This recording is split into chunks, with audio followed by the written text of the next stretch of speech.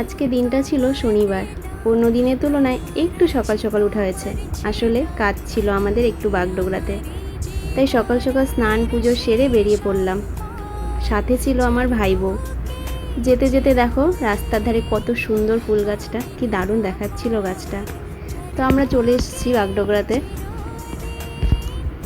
এবার কাজ সেরে যাবার পালা। যেতে যেতে কিছুক্ষণ যেন এই জায়গাটায় থমকে গেলাম, কারণ জানো এই সেই আমার স্কুল। কত স্মৃতি মনে পড়ে গেল, যেন এখান থেকে আর পাই চলছিল না, এক পা এগোতে ইচ্ছে করছিল না। তো যাই হোক, বাড়ি তো ফিরতেই হবে। তারপরে আবার রওনা দিলাম বাড়ির উদ্দেশ্যে। দেখো কি দারুণ গাছগুলো, ইচ্ছে করছিল সব গাছ আমি বাড়ি নিয়ে আসি। এটা আসলে নতুন না, আমার সব সময়ের জন্যই ইচ্ছে করে। এত সুন্দর সুন্দর গাছ দেখলেই যেন বাড়িতে আনি সব গাছ।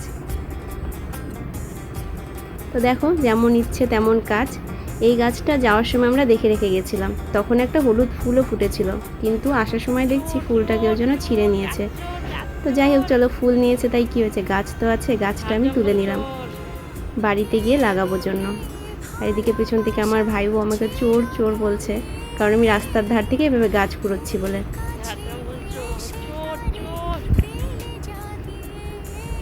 আজকে আমাদের এখানে প্রচণ্ড রোদ উঠেছে। বাড়ি পৌঁছে ভাবলাম আমের আচারগুলো বানাতে দিই, আজকে রোদটা ভালো আছে। তো দেখো আচারের রেসিপি পরের ভিডিওতে দেখো।